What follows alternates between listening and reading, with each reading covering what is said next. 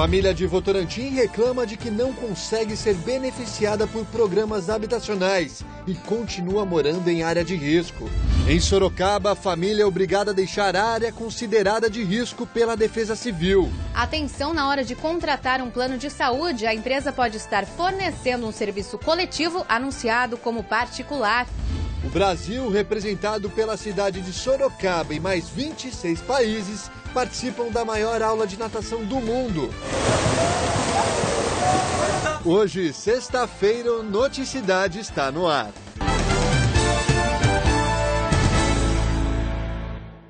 Olá, boa noite. Família retirada do lugar onde vivia há 2 semanas. A área que fica na Vila Barão, em Sorocaba, é considerada de risco. Veja.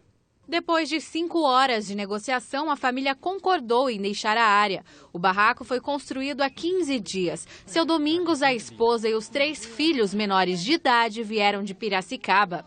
Eu vim aqui porque me prometeram serviço aqui, só que quando cheguei era uma furada. O rapaz não apareceu, me deixou na mão e eu fiquei sem onde ir. Aí foi onde eu achei esse lugar para morar. A área é da prefeitura. A saída imediata da família foi determinada pela Defesa Civil por conta dos riscos no local. A área ela tem problema pela questão do barranco, né? Não dá para dizer se ela é um material natural, se ela é solo natural, se é uma área de aterro, que foi acumulando durante os anos. Então existe um grande risco desse barranco ele acabar deslizando. Só que eu não tenho para onde ir. Então vamos ver o que vai acontecer com a gente. Moradores de outros barracos também já receberam notificação do poder público para que deixem a área. Eles alegam não ter para onde ir. Eu acho um erro muito grande da prefeitura, porque eles deviam ter respeito com a população. Moro com meus filhos, sou viúva, sozinha. E não sei o que eu vou fazer. Não vou sair. Se eles quiserem derrubar, eles derrubam comigo lá dentro.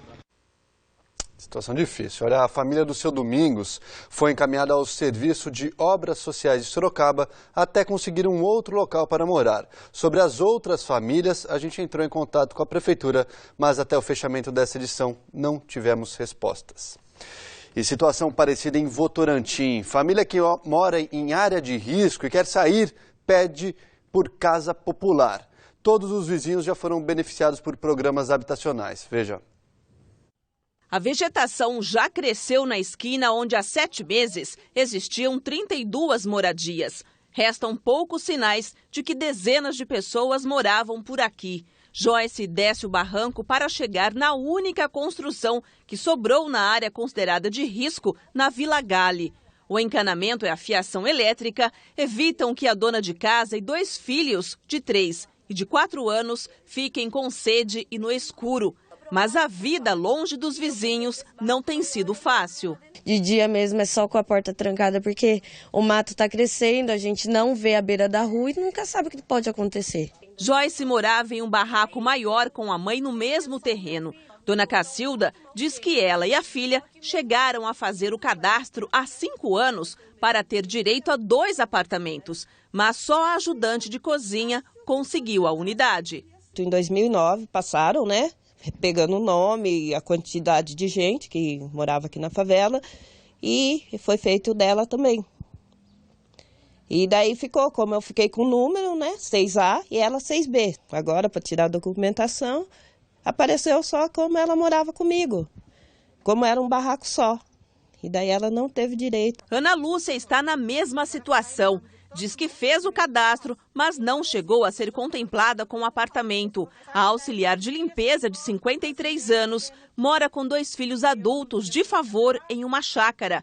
Ana Lúcia afirma que preencheu várias fichas e entregou todos os documentos solicitados pela prefeitura. Tive que correr atrás de documento, tirar documento, e só falaram que a prioridade da gente agora é em 2015, que estão construindo mais apartamento e vão fazer mais casinha. Eu acho que é muito demorado, né? Porque a gente sonha, né? A gente sempre sonha, ainda mais quando a gente morava aqui, né? Elas dizem que pessoas que não se encaixam nos critérios conseguiram a transferência e elas teriam sido abandonadas.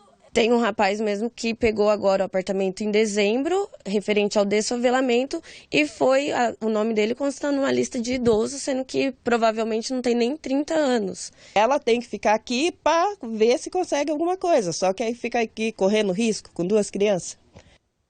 Em nota, a Prefeitura de Votorantim explicou que, apesar das famílias mostradas na reportagem terem se cadastrado como moradores de risco, outras famílias também se cadastraram usando o mesmo critério. Portanto, a regra é mesmo o sorteio, não tem jeito.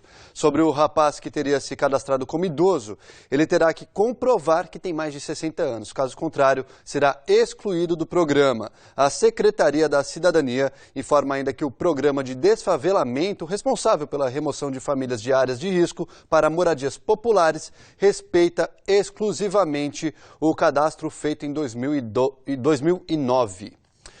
Bom, agora a gente muda de assunto e fala de um absurdo em Tatuí. Filho de 51 anos foi preso depois de agredir o pai, um idoso de 76. O Renato Dias conta pra gente os detalhes. O caso aconteceu no bairro Santa Helena. Segundo a polícia, o idoso recebeu socos no corpo e na cabeça. Não há informações sobre o motivo das agressões. A vítima foi levada para o pronto-socorro da cidade e passa bem. O suspeito, de 51 anos, permanece preso. Durante a tarde, o suspeito foi transferido para a cadeia de Capela do Alto. Em Sorocaba, perseguição e acidente. Um homem e um adolescente não obedeceram a ordem de parada da polícia e tentaram fugir, mas bateram um veículo em um poste que fica em frente a uma igreja na Avenida Itavuvu. Durante a revista, a polícia encontrou uma arma dentro do carro que era roubado. O homem de 23 anos e o menor de 16 estão internados sob escolta policial. O maior deve ser encaminhado ao CDP de Sorocaba e o menor à Fundação Casa. Uma carreta carregada com telhas tombou hoje depois de perder os freios na Avenida Vice-Prefeito Pompeu Reale, em Tatuí. A carga ficou espalhada pela rua, que ficou interditada por volta de 1 hora para a retirada do veículo e também do material. O motorista teve ferimentos leves e foi atendido no pronto-socorro da cidade. Aumento abusivo e corte inesperado são as reclamações mais frequentes de usuários de planos de saúde. Só que o PROCON de Sorocaba tem registrado aumento em um outro tipo de reclamação. São empresas que vendem o plano como individual, quando na verdade são coletivos. Entenda na reportagem. A carta com o aumento na mensalidade do plano de saúde da mãe de Marta foi recebida com susto. O valor de R$ 225 dobrou para R$ 450, 90% a mais do que nos anos anteriores. Sempre os aumentos que tem é uma média de 6% a 8%, nesses 10 anos que ela tem o convênio. Para o acompanhamento de hipertensão da idosa, a família paga o convênio, mas ficará difícil continuar com o mesmo plano. O salário mínimo é 724, é o salário mínimo. E ter um aumento de um convênio de 100%, eu verifiquei na lei e não existe. Tanto na lei como no ANAS, não existe esse aumento de 100%. Hilda também não ficou feliz com o comunicado de reajuste de 100%. Antes eram pagos R$ 195 e agora R$ 390. Quase me dá um infarto, viu? Porque é muito caro mesmo. Para mim não dá. Para mim não dá e eu preciso dos médicos, né? E faz 10 anos que eu tô lá. O que os dois casos têm em comum é o tipo de plano, que é o coletivo. No caso da dona Hilda, a história é ainda mais estranha, pois o boleto vem em nome de uma associação sindical. A aposentada não foi avisada que faria parte do convênio da associação. Nunca fui metalúrgica, nunca trabalhei em firma. Eu sempre trabalhei em restaurantes, as coisas mais firma de metalúrgica, não. O PROCON de Sorocaba tem registrado aumento no número de reclamações desse tipo. A diferença entre os planos coletivos e individuais aparecem conforme o uso do cliente. No plano individual, qualquer pessoa pode contratar. Já no coletivo, só é possível por meio de intermediação de empresa empregadora, associação ou sindicato. Por isso, algumas pessoas recebem o boleto como associadas sem nunca ter tido vínculo com os sindicatos. No individual, os preços são geralmente mais caros. E o fator que mais preocupa, o reajuste. No plano individual, o aumento na mensalidade é regulado pela ANS. Já no coletivo, o aumento é geralmente maior que o individual e não são regulados pela Agência Nacional de Saúde. Alguns consumidores sequer sabem que fazem parte de um plano coletivo por adesão. Eles buscam os planos de saúde para fazer um plano de saúde supostamente individual, são direcionados a determinados escritórios que, por fim, contratam planos coletivos por adesão e que não estão nessa categoria de representatividade, seja trabalhista, classista ou setorial, o que pode ser constatado, de acordo com algumas apurações, inclusive irregular. O consumidor precisa estar atento a preços atrativos que no futuro podem causar dor de cabeça. Se o consumidor tiver alguma dúvida, que busque os órgãos de defesa do consumidor para estar trazendo esses contratos, para a gente estar verificando se o que está sendo aplicado está correto, se o contrato é regular, para que a gente possa estar aí trabalhando em favor do consumidor. Bom, nós entramos em contato com a Associação dos Metalúrgicos Aposentados de Sorocaba e, por telefone, fomos informados que os planos são vendidos na própria associação e que o conveniado assina um contrato ciente de que fará parte de um grupo. O representante da associação disse ainda que a Sanamed é a responsável pelo aumento e que o cliente pode decidir se paga o valor maior ou se cancela o plano. Nós procuramos a Sanamed, que não respondeu aos questionamentos. Falar de esporte agora, imagine uma aula de natação envolvendo 26 países ao mesmo tempo. Pois é, isso aconteceu hoje e entre os participantes, o Brasil, representado pela cidade de Sorocaba. Olha só que legal. Neste clube, o contato com a piscina pode ser feito a partir dos 6 meses.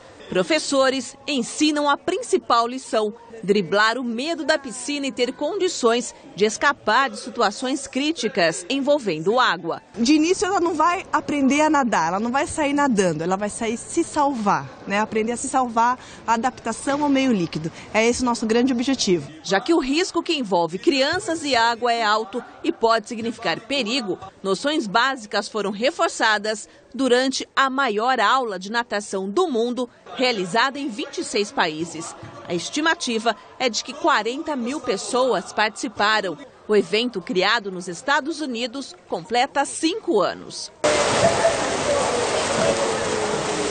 Segundo uma organização não governamental, os afogamentos por acidentes no Brasil somam 1.100 crianças por ano. Sim, os números são muito preocupantes, porque no mundo é a principal causa de morte de crianças de 1 a 5 anos, né?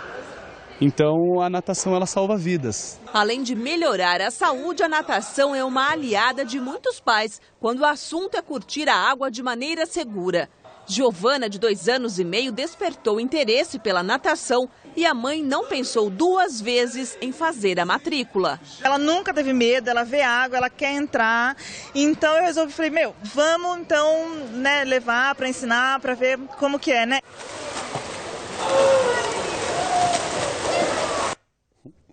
O fim de semana deve ser de sol em toda a região, não há previsão de chuva. Sorocaba registra a mínima de 11 e a máxima de 22 graus. Confira como fica o tempo em outras cidades.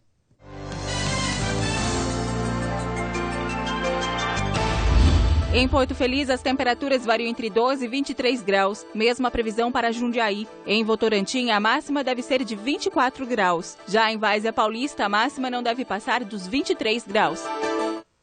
Olha, a notícia importante para quem é de Itu, o horário de racionamento na cidade foi ampliado. A partir de segunda-feira, o corte de água nos bairros abastecidos pelo manancial do Itaim vai ser dividido em 2 grupos que vão receber água em dias alternados, sempre das 6 da tarde até as 4 horas da manhã. De acordo com a concessionária, a medida foi necessária porque o consumo continua crescendo desde janeiro e a estiagem segue forte. Para saber direitinho quais são os bairros afetados, acesse o site aguasdeitu.com.br ou o telefone 0800 7224 827.